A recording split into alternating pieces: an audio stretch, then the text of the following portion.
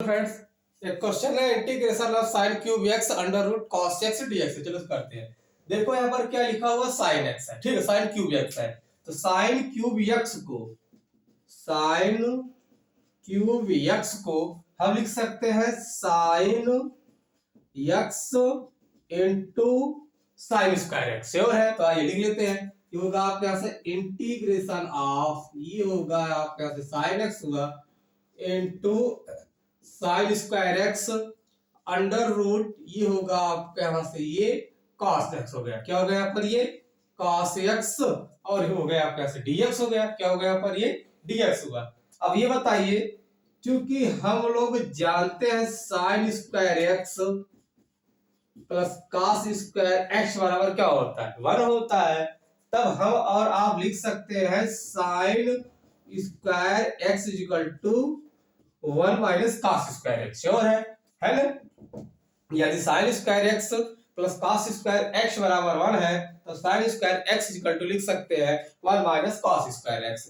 तब आइए देखते हैं, तब हो जाएगा आपके यहाँ से इंटीग्रेशन ऑफ साइन एक्स है, इसको आप ऐसे रहने दीजिए। साइन एक्स हुआ, साइन स्क्वायर एक्स के रिप्लेस में क्या होगा, ये 1 माइनस cos स्क्वायर एक्स। यहाँ पर लिखता हूँ, ये हो गया यहाँ से 1 माइनस cos एक्स हुआ, स्क्वायर है, ठीक है, क्या है यहाँ पर स्क्वायर है, 1 माइनस cos स्क्वायर एक्स, और अंडर रूट क्या बेटा आपका यहाँ से cos x है। क्या है यहाँ पर ये cos x है, ये आपका dx हुआ।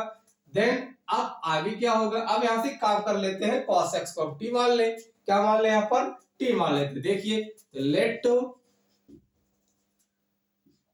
cos x is equal to क्या हुआ आपके यहाँ से ये t हुआ। अब यहाँ से हम क्या कर दे, इसको डिफरेंशिएट कर दे। होगा आपके यहाँ से माइनस cos x का डिफरेंशिएशन क्या होता है, माइनस sin x होता है। तब होगा आपके यहाँ से ये minus sine x dx equal to हो गया आपके यहाँ से ये dt हुआ। तो देन यू गेट, आप पाएंगे तब साइन x इक्वल टू मिलेगा आपके यहाँ से माइनस का dt हुआ। अब आप यहाँ पर देखिए, नाउ इंटीग्रेशन ऑफ, ठीक है, क्या लिखा हुआ है, साइन एक्स ब्रैकेट के अंदर 1 minus cos square x under root, ये आपका यहाँ पर है cos x dx है, ठीक है। चलिए अब जहां पर sin x into cos x है, ठीक, सॉरी sin x, ये वाला sin x ये dx है, क्या है, ये तो आपका अंडर रूट cos x है, ये आपका sin x है dx है। तो यहाँ पर देखो sin x dx बराबर क्या लिखोगे, माइनस dt लिखेंगे। तो आई लिख देते हैं माइनस का dt।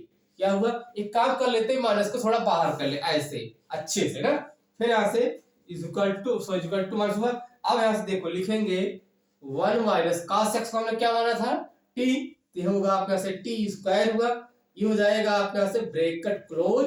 अब ये होगा आपके यहाँ से अंडर रूट यहाँ से t, क्योंकि cos x को हमने क्या माना था, t माना था, और ये होगा बेटा आपके यहाँ से dt हुआ। अब आप ये बताइए, क्या हम लोग रूट को 1/2 लिख सकते हैं?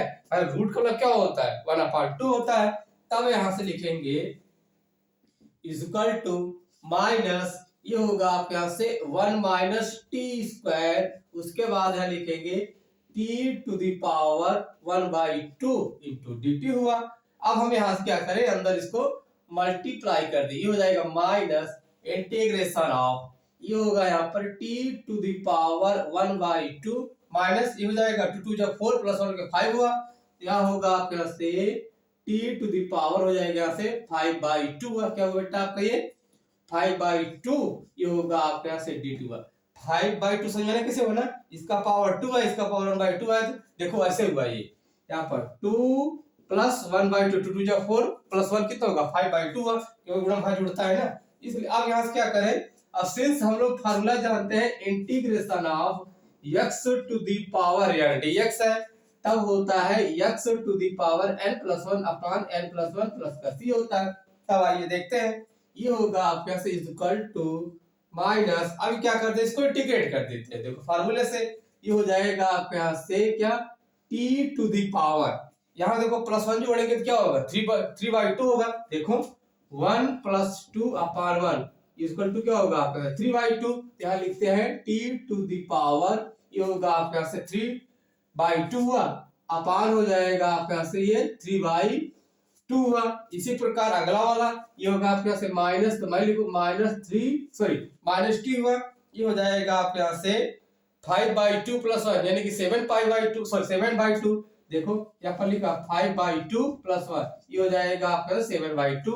यहाँ लिखेंगे आप 7/2 और ये वाला बेटा क्या होगा 7/2 और यहाँ पर क्या लिखेंगे यहाँ से प्लस का सी लिख देते हैं देन माइनस। अब यहाँ से देखो इसको थोड़ा से अच्छे से हल कर ले। ये होगा यहाँ से -2/3 हुआ t टू द पावर ये होगा आपके यहाँ से 3/2 हुआ फिर यहाँ से माइनस हुआ ये होगा यहाँ से 2/7 t टू द पावर होगा आपके यहाँ से 7/2 यहाँ से प्लस का c हुआ। अब यहाँ से काम कर देते हैं माइनस को गुणा कर दे ठीक है अंदर ऐसे देखो ऐसे।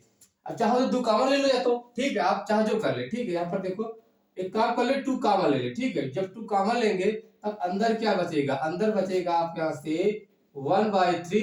एक काम और कर देते हैं टी का मान रख देते हैं ठीक है जो हमने माना था टी बराबर क्या माना था ये cos x यहाँ लिख देते हैं cos क्या लिखोगे cos x to the power हो जाएगा आपके यहाँ से 3/2 माइनस हो जाएगा आपके यहाँ से 1/7 भाई 2 कॉमन ले रहे हैं और मान भी रख रहे हैं तो cos x लिखेंगे क्या लिखेंगे यहाँ पर ये cos x to the power ये होगा आपके यहाँ से 7/2 हुआ बेटा क्या हुआ 7/2 प्लस का c।